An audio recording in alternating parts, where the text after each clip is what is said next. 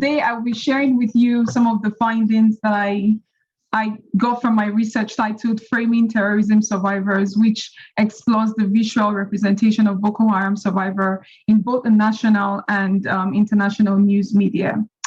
So to begin, I would briefly, just an overview, walk you through the background of who Boko Haram survivors are, explore some of the literatures that I explored, give a rationale for my research, provide research questions and the methodology, the findings, and some considerations for future research. So why Boko Haram survivors? Who are these guys? Who are they? So these guys or Boko Haram survivors are directly impacted by the terrorist attacks in the western part of Nigeria, northern part of Nigeria in West Africa.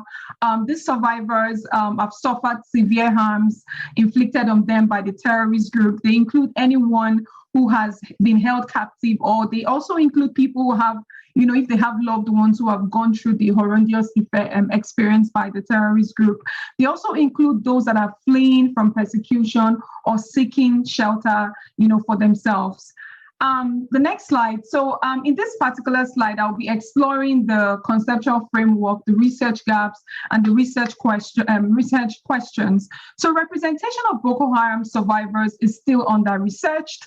More attention has been given to the terrorist group, and we have less focus on these survivors.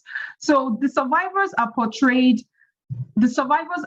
as helpless victims who lack agency, and a few scholars have been able to study this group in ways that provide insight into how, they are portrayed either by the media or by the society. So for instance, we have likes of Preza Ruse from 2021, who explored the concept of the reductionist portrayal and said that the images of these survivors are often used by Western media, to empower them as well as, entertain their consumers or the people watching them on the news or whatever platform they put the faces of these survivors. And then we have others who, like the Martha, who said that the portrait of these survivors also symbolizes faces of victimhood. And it's always false in the sense that, it doesn't necessarily communicate what the survivors are actually going through and what their experiences are. So as a result of these conclusions, I was moved to explore some theoretical framework of the visual agenda setting theory, the framing theory, as well as the media representation, so that I can see how these survivors are visually constructed, how they are framed by the media, and how they are represented in central intercontinental news media. And so the research questions guiding my studies were three, and they are: how do these online news media visually portray Boko Haram survivors individually or as a collective or collectively? How are the depictions of Boko Haram survivors different or similar in this online news media? And the third one is, what do the images and captions, communicate about Boko Haram survivors?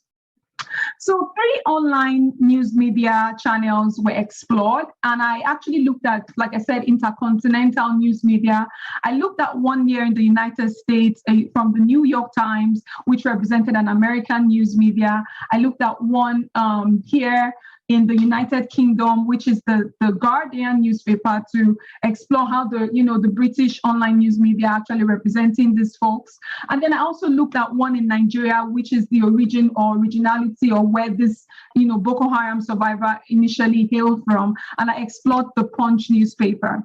So I conducted a purposive sampling method, which was intentionally selecting data, from all of these news medias. And I actually was intentional because I was looking at the photographs or images that had captions with it. So I wanted to look at the images of the Boko Haram survivors that also carried the captions describing who these groups were. And I actually looked at the photographs that were portrayed from April 15, 2014, which was when majority of a lot of women and girls were actually captured by the terrorist group Boko Haram in Nigeria. And I actually ended my data collection at September 30th last year, 2021, when I actually had to draw a close on the research itself.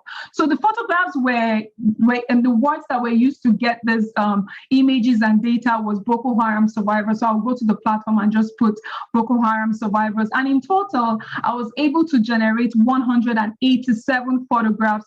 52 were from the Punch newspaper, 55 from the Guardian, and 80 was from the New York Times. And when it comes to the coding process, a blueprint was developed because this is the kind of research that has not been done before. There's never been any visual content analysis done with this kind of group. So I had to develop a blueprint for coding them, and it had to undergo several processes from trained qualified reviewers. So when it comes to the measuring frame, the research drew upon several technical considerations to test whether the photographs and the captions portray these Boko Haram survivors in both a positive or a negative way, to see if these folks were actually presented in a way that captured how they experienced or exercised their agency. And I developed 10 variables from using the nominal measurement scale that involves group size. I looked at group variations. I explored the visual dynamism. I explored the subject distance. I looked at the camera angle. I looked into their emotions. I explored the gender representations, the age group identification, the caption specifications, as well as the caption descriptions. And so findings from the research, based on the research question, showed that the Punch newspaper, which is the African newspaper, captured these women and girls, a group of women and girls. They were beautifully captured from the newspaper. And these are people that were captured as if they were powerless. And most of the images denoted the emotions of sadness for the most part. And then their identity were hidden from the public. So you see that the Punch newspaper wouldn't put the identity of these girls or these women and girls on their news media. And then the informations about the survivors were told to the viewers, which is anyone who watches it, by the media themselves. And then the next finding was from the Guardian newspaper, which is a British news media. It colorfully captured these women and girls, but it captured them as a small group of people gathered together. So any viewer that watches the Guardian will be able to tell or identify these women and girls as people who are always in clustered small groups. They actually were communicated as if they were powerless. However, they denoted emotions of joy, happiness about their situations, and their information, which is the stories about the survivors and their identity, were told to them by the media. So the media also communicated the information about the survivors, and their personal identity were made known to the public, unlike the Punch newspaper, whose personal identity was actually hidden from the public. And then finally, I explored findings from the New York Times denoted that these women and girls were often children and teenagers, and they were actually captured individually rather than being captured as a group. And then they were colorfully captured as powerful, given the different camera angles and the sections that were taken in capturing them. And for some weird reason, an interesting reason, these survivors were captured to denoted the feelings of feeling disgust, feeling joyful sometimes. Sometimes they would look thoughtful, and then other times they would be very happy about the situation. So we could see that the New York Times actually demonstrated or depicted these survivors in different emotionally ranging ways. And they had their personal identities that only included their names. They gave no other information or background information about these survivors besides their name. So what does all of this study show to us, or what does it really portray? It portrays that it goes back to the previous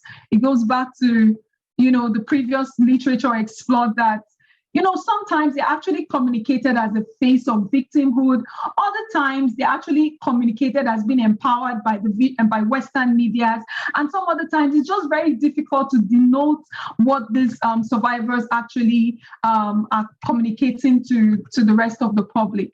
So to end this research, and thanks for your time actually and patience, to end this research, I am actually considering for future research, I'm suggesting that, a longitudinal studies that tracks the series of representation from 2014 to date, maybe like next year or so, when the group, it's been like 10 years since the group were captured or the group had this experience from the terrorist group, we could do a longitudinal study. Another would be like to examine the Boko Haram survivors' images and look at it from different social network sites rather than just exploring it from the news media. And another future direction would be to only capture a particular section of the Boko Haram survivors rather than generalizing each and every one of them.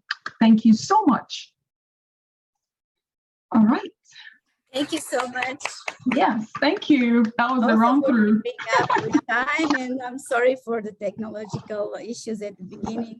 It didn't make you nervous, and you did a brilliant presentation about the PhD. Thank you. And congratulations for the topic. Any questions from the audience at home or here? Now, I'm quite curious about how did you manage to find these images? How did you go online with the journals and the newspapers, and you managed to find by keywords? So what I did was I went to the website. So I would go to New York Times online where they actually publish their news, or the Punch newspaper. And I had to, gather a lot of data from 2014 all the way to 2021. And so I would go there and just put the name Boko Haram, and whatever information I got that actually denoted that they were specifically referring to the survivors were what I used. I also made sure that the images had captions, because I wanted to make sure that those captions were the way that the medias were portraying these survivors. So it was like a purposive, deliberate way of gathering analysis. Yeah. Okay. We have one question from Fola. I don't know if I pronounced it correctly. Ola is fine, thank you. I'm just curious to know, when you say they were depicted as powerless, where did you get this from? Was it from the image or from the caption? Yes, so it was from the image. And so, like I said, I used several variables to measure these images. And one of the variable is called, let me see, I have to go back to my notes. So one of the variable is camera distance. And there is a research out there on camera distance that the way these survivors are captured, if they're captured from the top bottom, like, when a camera is looking at someone up down, you're actually making them powerless, because you're belittling them, making them look small. When you capture them directly, you're giving them that power with the camera and the distance. And then when you capture them up, like, you put it up, down, then it's like you're making them very empowered. So there were a lot of literatures that back down why I had to draw that conclusions, and that's in the research itself. Thank you. How many images did you have to analyze? 187. Wow. Yeah, that's a lot. Yeah. Yes.